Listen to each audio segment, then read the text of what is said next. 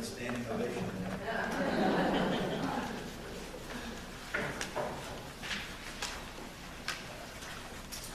Here we are in our 5th Sunday in Lent. The congregation is doing well and bravely through these days of the Lenten season. I'm preaching today from a psalm that is familiar to you, and I think it can be said very clearly, a Lenten psalm. The Lord is our shepherd, we shall not want. He makes us lie down in green pastures. She leads us beside still waters. He restores our soul. She leads me in right paths for God's sake. Yea, though we walk through the valley of the shadow of death, we fear no evil, for you are with us. Your rod and your staff, they comfort us. You prepare a table before us in the presence of our enemies.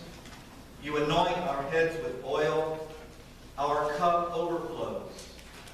Surely goodness and mercy shall follow us all the days of our life, and we shall dwell in the house of God forever.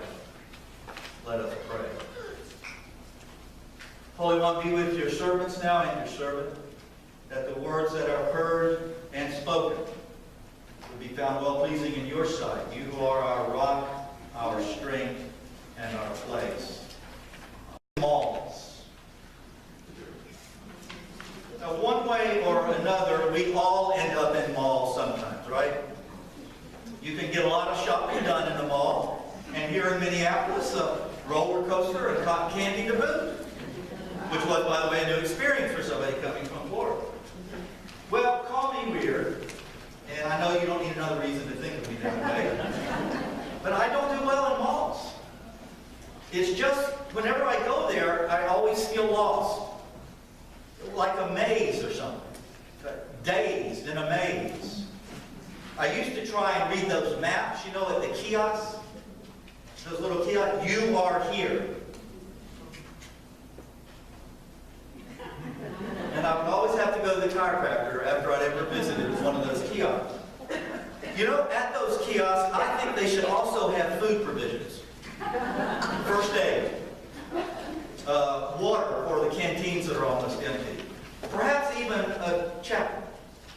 I know it feels like you're lost, my child, but God is here in the wilderness with you. And the maps do me absolutely no good. I mean, there are others there looking at the map, and I don't want to look like a fool, so I nod my head knowingly and then stumble off mumbling something about Abraham and Sarah in the wilderness.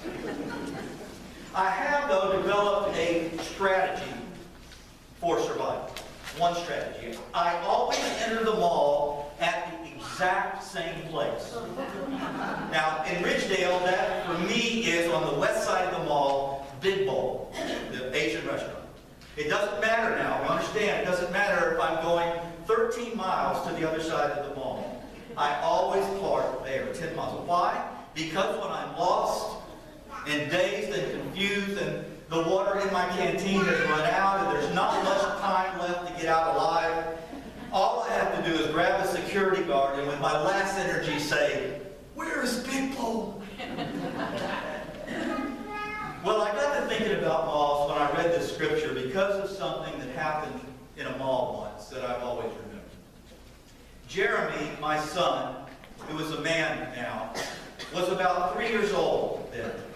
And we had gone to the mall to pick up a Christmas present. Ignorant as I was on malls, I thought that since the mall opened at 9, that meant the stores would open at 9. Wrong. Not till 10. But there was one establishment open. McDonald's. Jeremy spotted it and yelled his 3-year-old word for junk food, "Gobbets." So in we went. He to eat an egg biscuit and orange juice, and me an apple turnover and coffee.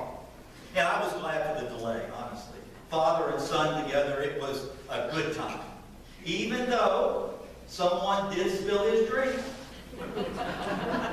Luckily, they give refills for coffee. But something else happened there. Toward the end, I became aware that we were being watched. In the corner corner, several tables away, an old man sat by himself. He was watching our every move.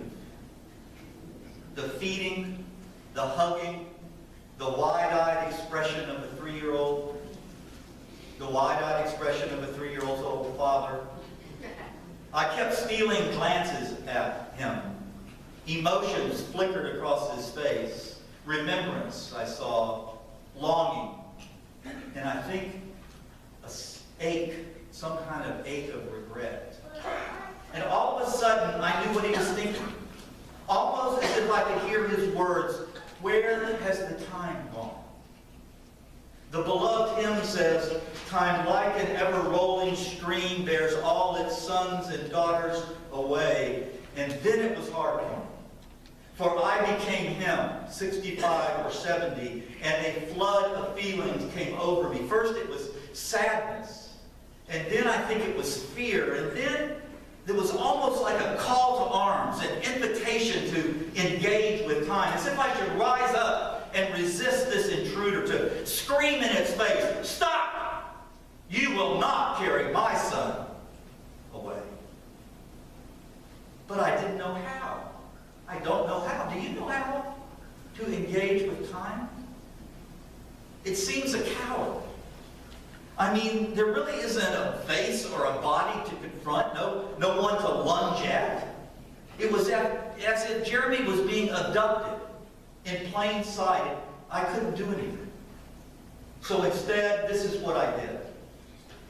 I took his face with the orange juice pulp and the biscuit crumbs in my hands and held his face close and whispered, "Jeremy, I love you." Where has the time gone? Is a universal lament. In every culture, in every language, imprinted on every soul, is the cry, "Where has the time gone?" Why is time so powerful anyway? Isn't it just really tick-tock? We all have watches and cell phones. On my iPhone, on the front page with all the little icons, there's a picture of a clock and there's a second hand. If you have that, the next time you're not doing anything, just sit and watch it for 60 seconds. It seems like a long time. You get bored in about 45 seconds. We got plenty of those, don't we? It's no big deal. But that's just it. That's why time is so devastating. It's sneaky. This tick-tock adds up. Just ask anyone here who has been a parent. You bring the baby home from the hospital, and each day, taken by itself, can seem long enough. Can I get an amen to that? In fact, if a mom or a dad is by themselves and don't have any support, a day alone with the baby can seem too long. But then later, someone asks, "How old is your baby?" And to your astonishment, you say, 8 weeks. 8 weeks? Good God! Where has the time gone? And whether it's your baby, or my baby, or the innocent baby in each one of us, time, the march of time, can hurt and wound us. Missed opportunities, regrets, anguish over what might have been, gone in the calculus of time. It seems like forever. The great late Harry Chapin wrote this poem, song. A child arrived just the other day. He came to the world in the usual way, but there were planes to catch and bills to pay. He learned to walk while I was away. He was talking before I knew it, and as he grew, he'd say, "I'm going to be like you, Dad. You know I'm going to be like you." And the cat's in the cradle and the silver spoon, little boy blue, and the man in the moon. "When you coming home, Dad?" "I don't know when, but we'll get together then, son. You know we'll have a good time then." My son turned 10 just the other day. He said, "Thanks for the ball. Dad, come on, let's play. Can you teach me to throw?" I said, "Not today. I've got a lot to do." He said, "That's okay." And he walked away, but his smile never dimmed. And he said, "I'm going to be like him, yeah. You know I'm going to be like him." "When you coming home, Dad?" "I don't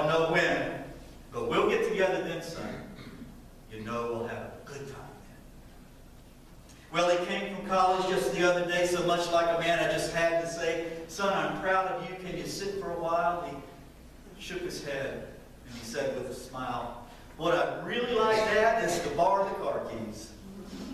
See you later. Can I have them, please?" "When you coming home, son?" "I don't know when, but we'll get together then, Dad. You know we'll have a good time then." I've long since retired. My son moved away. I called him up just the other day. I said, "I'd like to see you if you don't mind." He said, "Oh, I'd love to, Dad, if I could find the time. You see, the new job's a hassle and the kids have got the flu. But it's been sure nice talking to you, Dad. It's been sure nice talking to you." And as I hung up the phone, it occurred to me, he'd grown up just like me. My boy was just like me. There is an archetypical sadness that surrounds this topic of time. It can feel unbearable. But in this Lenten season, on this Lenten Sunday, I invite us not to run from that pain. Rather, to go into that deep sadness with the scripture that we have read today that speaks a transforming word.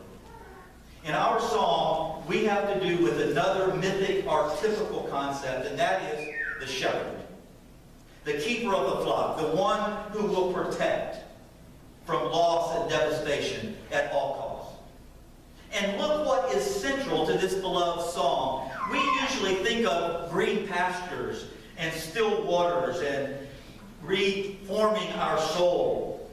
But at the heart of this, at the heart of is time. Not just the days of our lives that are good, that are well, with no regrets. No, the shepherd will tend to all of the days of our lives. All of them. The squandered ones, the wasted ones, the horrible decisions, the missed opportunities. Christ is the shepherd of those times too.